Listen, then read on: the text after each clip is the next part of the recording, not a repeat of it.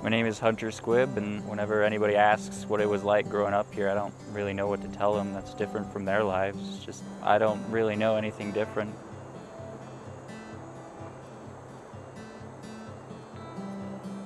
My name's Tanner Squibb. I'm the youngest sibling of the Squibb family. Been living up here all my life. I was born up here, and I've spent time in suburban neighborhoods that are a different lifestyle from this and enjoy it a lot more than normal suburban life.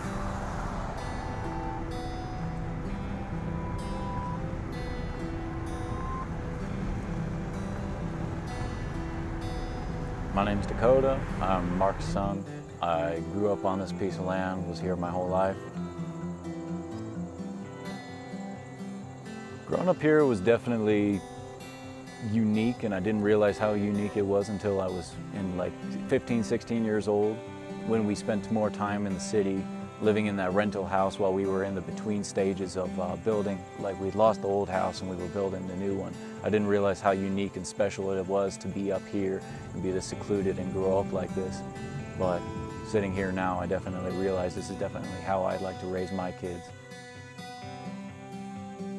I work on the local volunteer fire department, kind of motivated to do that since I was 12 when we kind of had the housing situation reset.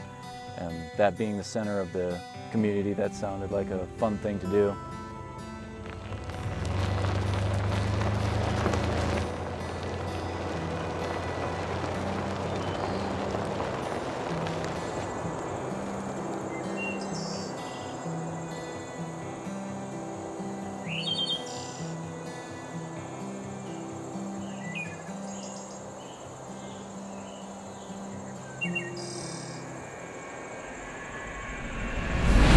The High Park Fire west of Cripple Creek as crews on the ground continue their fight. That fire growing in size, at last report approaching 850 acres as fire commanders watch the weather, hoping to avoid more complications on an already challenging blaze.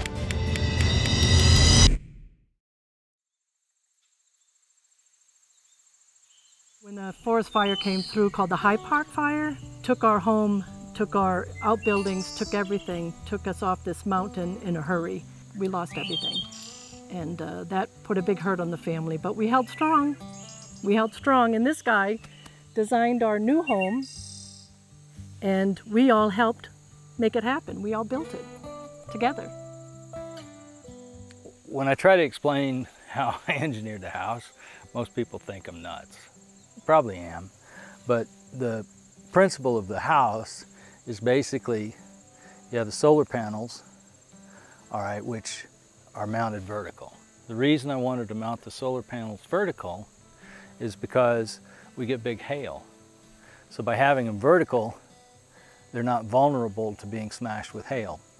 But the roof pitches off and it basically bisects, meaning the roof is at half the angle of the sun during the summer. During winter. So as the sun travels, the roof acts like a 6,000 square foot mirror, and it reflects the light up on the solar panels. So even though they're mounted vertical, I get about 140% more sun or more energy out of them, just because of the architecture of the roof. So the concept is basically the roof is integrated with the environment 3 different ways: light harvesting, water harvesting, and in the summer, it's heat rejection. So the house is engineered in a way that it has neither a furnace nor an air conditioner. It's completely passive. We've abandoned it for an entire winter because we're at 7,500 feet and it will not get below about 50 degrees with no heat whatsoever. So when I was engineering the house, I read this book. It's by a guy named Wilhelm Reich. And what he discovered is that there's interesting kinds of energy. So one day I was out and I accidentally dropped a magnet on the ground, which I have a magnet here. So you can scrape a magnet across the ground here.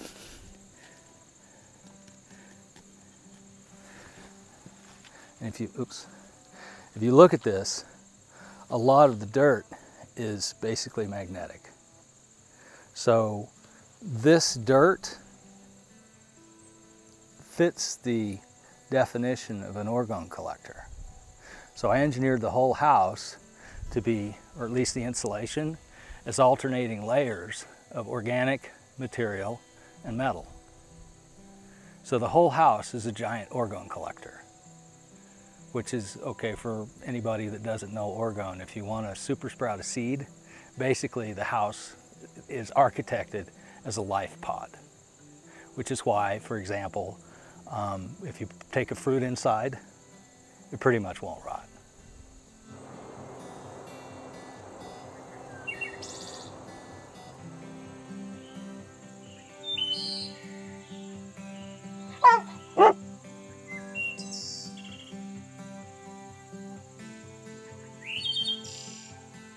So the barn is basically another form of greenhouse, because our goal, or my goal, was to make it so both the chickens and the ducks or the poultry would have natural light. So they get natural light through the winter and summer. The roof is clear, so basically not only do they get natural light, but in the wintertime the chickens will eat about 30% less feed because they've got sun.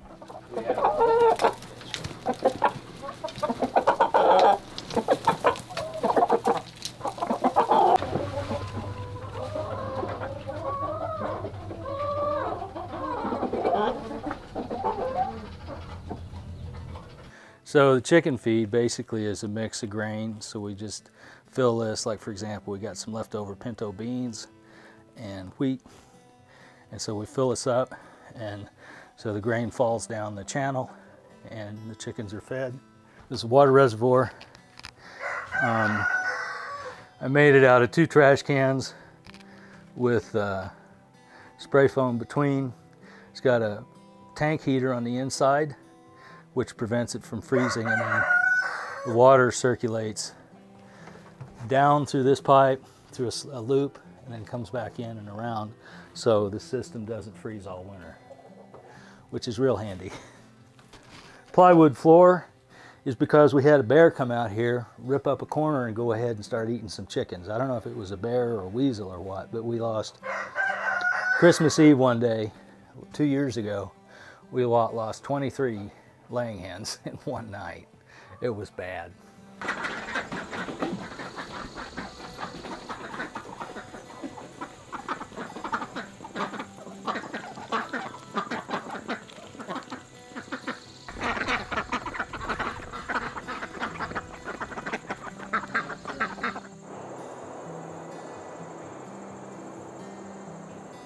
When people drive up and they look at the roof, they say, wow, that has to look like a cave. But when you come inside, we have 1,000 or more square feet of glass facing south, so the light comes in. So when the sun comes up in the morning, it shines all the way to the back wall. So the place is lit up, and basically through the entire day, like if it's sunny outside, the temperature will hit 75, 80 degrees, so that most of the winter time we actually have to open the doors to release heat. Well, I wouldn't say it fitted well.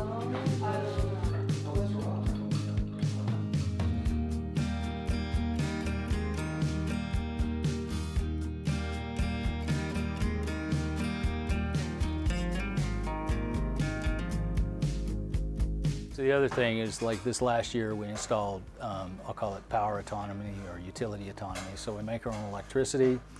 Back here is all of the facilities, the charge controller.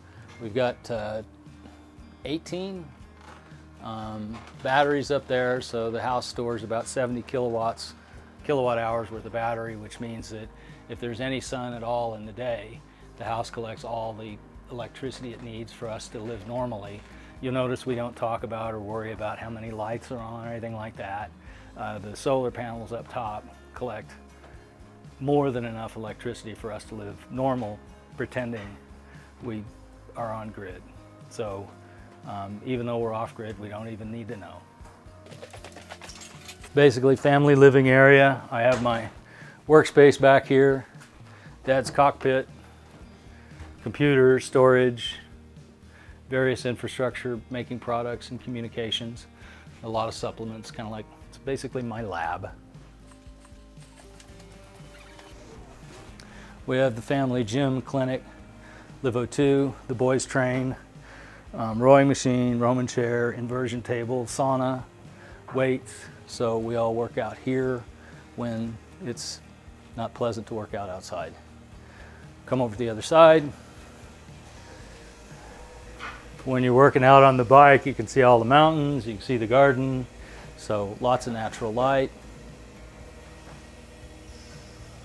Okay, we're just doing a warm-up. Desaturation to 83. We'll get him down in the 60s here shortly. The goal here is basically to desaturate, open up the vascular system, and then hit him with rich oxygen, helps the immune system. Ready for a sprint? Yep. Ready in 5, 4, 3, 2, 1, hit it. 30, 29, 28, 27, 26, 25, 24, 23, 22, 21, 20, 19, 18, 17, 16, 15, 14, 13, 12, 11, 10, 9, 8, 7, 6, 5, 4, 3, 2, 1. Holy crap. You're pushing 900 watts. Well done, lad. And this is it. The other place that's kind of cool is when you're up here, you can look down in the kitchen and sort of see food prep, mom in her cockpit. Mom in my cast iron. Yeah, your cast iron skillet.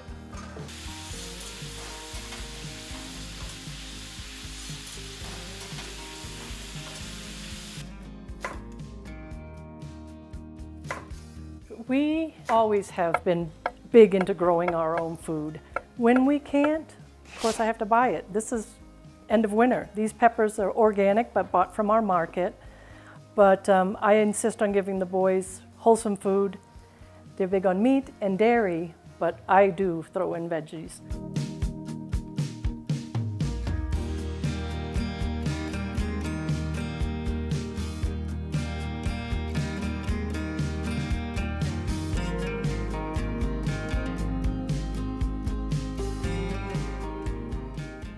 You know, the fire came through and it was really weird. You know, she carries all the loss.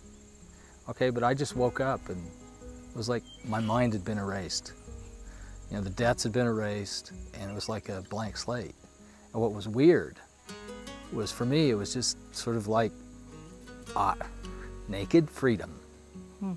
It was all gone, but you know, she's really rooted in her character, which is to kind of carry things along. And I was like, okay, where do we go from here? And so I'd always had this vision in my mind that I was supposed to build a house.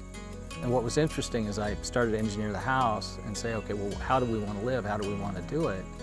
If you had a clean slate with nothing, and people would ask me, they say, well, Mark, if you want to build a house, or make my house sustainable, what do I do? I said, well, I'll start with a bulldozer. Okay, we didn't have a bulldozer, we had a fire, but it was, for me, it was a life reset, saying, okay, if you get to start all over, where do you want to begin?